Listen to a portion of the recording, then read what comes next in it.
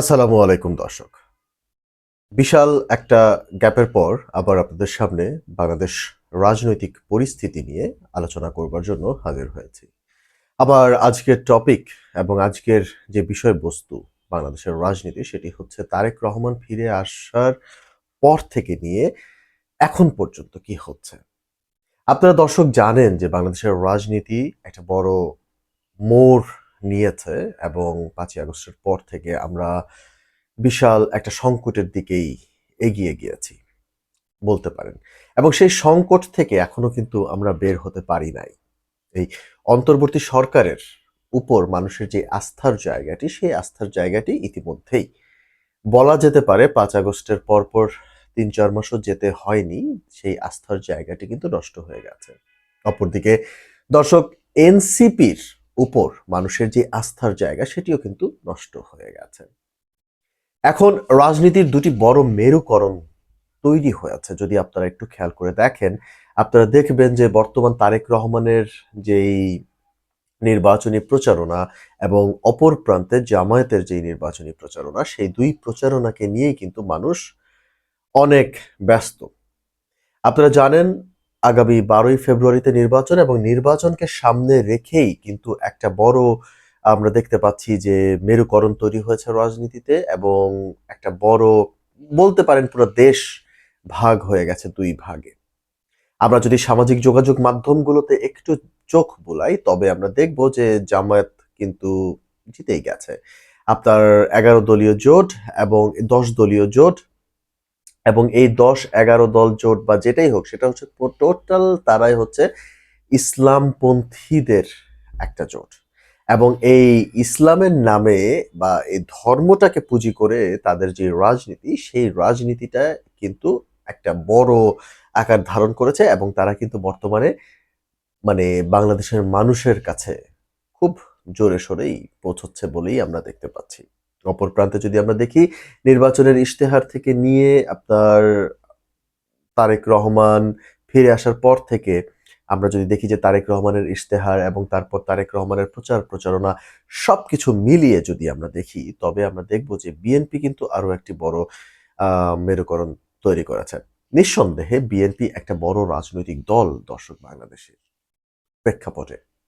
আপনারা জানেন যে জিয়াউর রহমান আম উনি যখন বিএনপি তৈরি করেন, তিনি কিন্তু একটা ভিশন নিয়ে, জাতীয়তাবাদের একটা ভিশন নিয়ে কিন্তু তিনি এই রাজনৈতিক দলটি তৈরি করেছেন।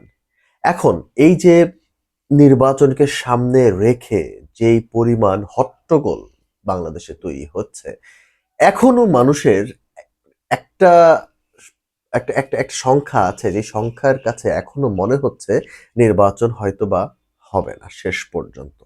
তবে দর্শক একটা কথা স্পষ্ট যেই জায়গাটিতে আমি গণমাধ্যম কর্মী হিসাবে আমার কাছে মনে হয় সেটি হচ্ছে নির্বাচন পেছানোর কোনো কারণ নাই। নির্বাচন হতেই হবে, নির্বাচন হয়েই যাবে ১২ তারিখ।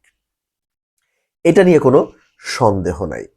অপর প্রান্তে যদি আমরা দেখি যে বিএনপির যে ১৯২টা সিট আসনে তারা প্রার্থী দিয়েছেন এবং বাকি ৮টি আসনে তারা কিন্তু ছেড়ে দিয়েছেন। এবং আমরা যদি দেখি যে বিএনপির যে রাজনৈতিক কৌশল, সেই কৌশলে বিএনপির হেভিওয়েট অনেক প্রার্থীরাই কিন্তু স্বতন্ত্র প্রার্থী হিসেবে দাঁড়িয়েছেন। এখানে বিএনপির কোনো মেকানিজম আছে কিনা সেটি আমাদের খতিয়ে দেখার ব্যাপার কিন্তু রয়েছে। দর্শক একটা কথা খুব স্পষ্টভাবেই বলে দেই। বিএনপির যে হেভিওয়েট প্রার্থীরা স্বতন্ত্র হয়ে আছেন, তারা হেরে যাবেন বলে কিন্তু আমার কাছে মনে হয় না। আমার কাছে মনে হয় যে তারা কিন্তু নির্বাচনে জয়ী হবার একটা বড় আ চান্সেস কিন্তু আছে। তাই বলে কি ধানের শীষের প্রার্থী আ আপনার কি হবে সেই আসনগুলোতে ধানের শীষ প্রার্থীর? আমার কাছে যেটি মনে হচ্ছে সেটি হচ্ছে যে এই যে আসনগুলোতে স্বতন্ত্র প্রার্থীরা দাঁড়িয়েছে, এই স্বতন্ত্র প্রার্থীরাই কিন্তু আপনার একটা ব্যালেন্স করবার চেষ্টা করতে পারে রাজনীতির মাঠে। এবং আমরা দেখতে পাচ্ছি জামাতের কিন্তু কোনো প্ল্যান বি বা তাদের কিন্তু স্বতন্ত্র প্রার্থী আছে বলে আমি তেমন একটা দেখছি না। তাদের কোনো প্ল্যান বি নাই। অপরদিকে বিএনপির কিন্তু প্ল্যান বি আছে বলেই আমার কাছে মনে হচ্ছে। দর্শক এই যে সোশ্যাল মিডিয়াতে তারেক রহমান যখন যে কোনো মানে আমি শুধু তারেক রহমানই বলবো না, আমি বিএনপির প্রচার প্রচারণার দিকে যদি তাকাই বা আমরা যদি জামাতের প্রচার প্রচারণার দিকে তাকাই, তাদেরকে ঘিরে কিন্তু আপনার বড় একটা অংশ বাংলাদেশের তারা কিন্তু ফেসবুক সহ বিভিন্ন নানান সামাজিক যোগাযোগ মাধ্যমগুলোতে কথা বলছেন, তারা লিখছেন, তারা তাদের মতামত জানাচ্ছেন এবং এতে মনে হচ্ছে যে ঝোঁকটা মনে হয় জামাতের দিকে একটু বেশি। তবে দর্শক, আমি একটা কথা স্পষ্ট বলতে চাই যে আমি যে কারণে আপনাদের সামনে গত ২ সপ্তাহ ধরে আসতে পারি নাই, তার মূল একটা কারণ হচ্ছে গত ২ সপ্তাহ আমি মাঠ ঘুরে বেড়াচ্ছি। আমি জানার চেষ্টা করছি যে নির্বাচনের মাঠের কি অবস্থা। আমরা আসলে কি এই নির্বাচনে কি বিএনপি সত্যিই পিছিয়ে পড়ছে? বিএনপি কি নির্বাচনে হেরে যাচ্ছে? বিএনপি কি আদতেই আমরা সামাজিক যোগাযোগ মাধ্যমগুলোতে দেখছি যে জামাত হয়তোবা ক্ষমতায় আসতে যাচ্ছে। আদতে কি তাই? দর্শক, মাঠের চিত্র কিন্তু কমপ্লিটলি ভিন্ন। মাঠের চিত্র কিন্তু আমাদেরকে সেটি বলছে না। একটা কথা তো খুব স্পষ্ট করে যেটি আপনাদেরকে বলতে চাই, বিএনপির ৩৯% বা ৪০% বা ৩৮% আমরা যেভাবেই বলি না কেন, একটা ফিক্সড ভোট ব্যাংক আছে। নিশ্চিন্তভাবে এটা বলা যেতে পারে, এখানে কোনো চিন্তার কারণ নাই যে সেই যে ৩৯ অথবা ৪০ কিংবা অথবা ৩৮ যেই শতাংশই আপনারা বলেন না কেন, সেই শতাংশ কিন্তু বিএনপির একটা ভোট ব্যাংক। এটা ফিক্সড। এটা তারা বিএনপিকেই ভোট দিবে।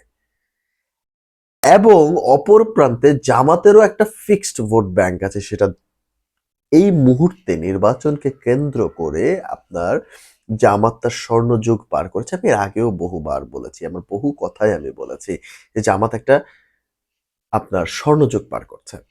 জামাতের অতীতে ১, ২, ৩, ৪% একটা সাপোর্ট যেটাই ছিল না কেন, সেই সাপোর্টটা কিন্তু এখন ১৫-২০% এসে পৌঁছেছে। বাস্তব। এবং এই বাস্তব কথাটিই মেনে নিতে হবে। এবং জামায়াতের যেই ভোট ফিক্সড যে জায়গাটি তৈরি হয়েছে সেটি ১৫ থেকে ১৮% বলে আমি ব্যক্তিগতভাবে মনে করি। সেই ২, ৩, ৪% থেকে ১৫-১৮% এটি কিন্তু একটা বিশাল বড় ফিগার দর্শক।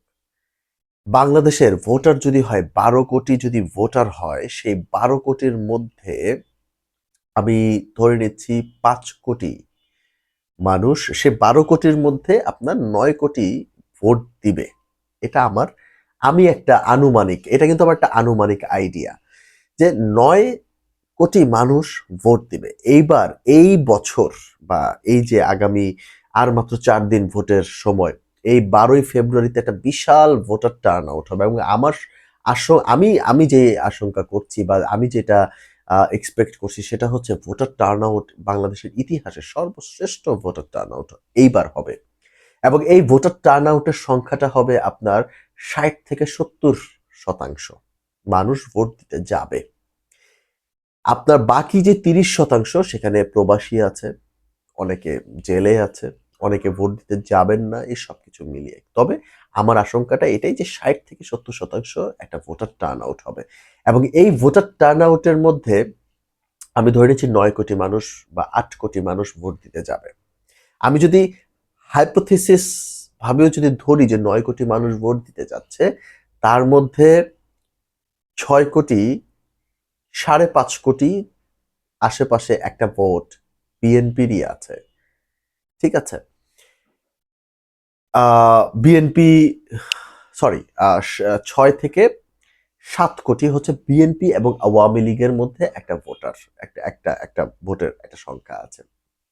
বাকি যেটা সেটা হচ্ছে ফ্লোটিং, জামাতের, আপনার জাতীয় পার্টি এবং অন্যান্য দলগুলো যারা আছে তাদের একটা বড় সংখ্যা কিন্তু সেখানে আছে।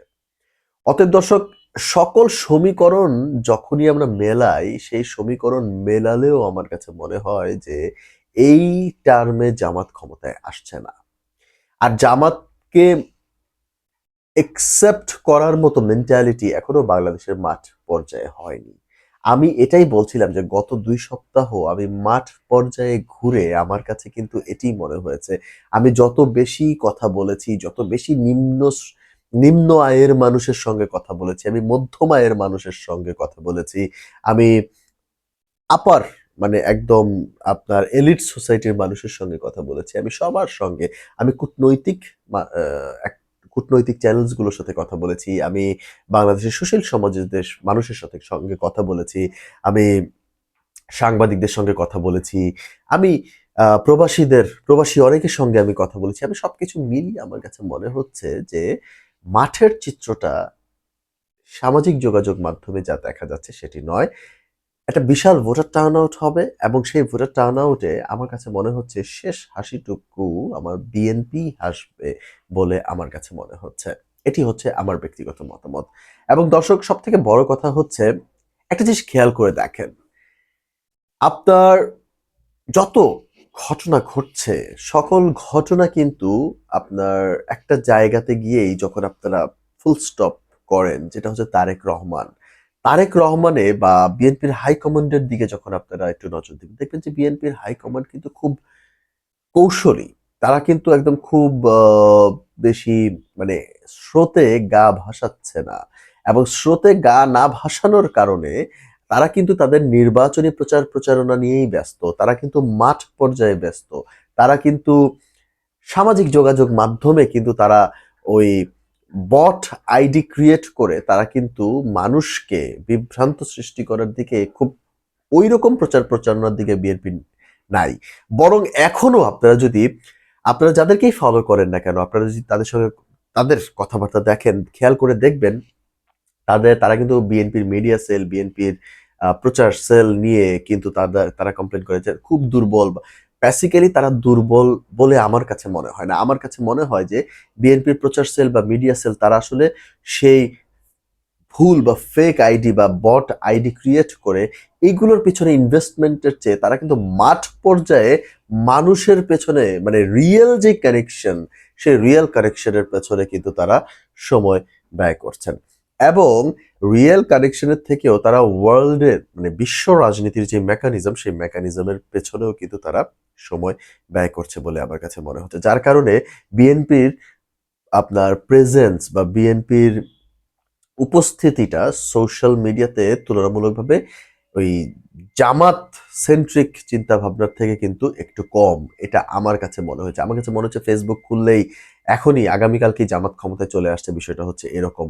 বাট আমরা যদি সংবাদ মাধ্যম থেকে নিয়ে ফিল্ড লেভেলে আমরা যদি একটু চোখ বোলাই তবে কিন্তু আমরা দেখব যে মানুষ কিন্তু বিএনপির দিকেই বেশি ঝোঁকা। এবং এট দ্য সেম টাইম আমার কাছে যেটি মনে হয় সেটি হচ্ছে যে ভোটার ভোটারদের যে চিন্তা ভাবনার জায়গা সেটিকে যদি প্রতিফলন করতে হয় তবে আমার কাছে মনে হয় একটা অভিজ্ঞ দল এবং একটা লিবারেল দলের বাংলাদেশ পরিচালনা করার দরকার রয়েছে এবং সেই অভিজ্ঞতা এবং লিবারেল মেন্টালিটি দুইটাই কিন্তু আমরা মানে আমি ব্যক্তিগতভাবে বিএনপির মধ্যে দেখি এবং যার কারণে আমার কাছে মনে হয় যে এখন পর্যন্ত যেই বিএনপির প্রচারণা আমি দেখছি আমি নিঃসন্দেহে বলতে পারি ডক্টর শফিকুর রহমান তিনি প্রচার প্রচারণা করছেন। তার কথাবার্তার ভেতরে আমি যথেষ্ট কি বলে একদম শান্ত, সভ্য এবং ভদ্র মার্জিত প্রচার প্রচারণার আমি একটা দেখেছি। আমি তারেক রহমানের মধ্যেও দেখেছি। আমার কারোর মধ্যেই উত্তপ্ত বাক্য কিংবা উগ্র কথাবার্তা কিন্তু এখন পর্যন্ত প্রচারণায় দেখি নাই। তবে হ্যাঁ, কিছু আসন ভিন্ন রয়েছে। সেই আসনগুলোতে তারা নেহায়েতই একদম কি বলবো মানে তাদের সেই অভিজ্ঞতা এখনো হয় নাই নির্বাচন করার। তো আমার মনে হয় সেই জায়গা থেকে সবকিছু করলে এখন পর্যন্ত প্রচার প্রচারণার অবস্থা কিন্তু খুবই ভালো। সেরকম বড় কোনো ঘটনা ঘটে নাই। এখন আগামী আসছে এই সময়গুলোতে কতখানি পরিস্থিতি পাল্টাবে দর্শক সেটি আপনাদের তরফ থেকে আমি জানতে চাই। আমি চাই যে আপনারা কমেন্ট করে সেটি অবশ্যই জানান। বাকি দর্শক আপনারা কি মনে করছেন সেটি অবশ্যই কমেন্টের মাধ্যমে জানিয়ে দিতে পারেন। ধন্যবাদ।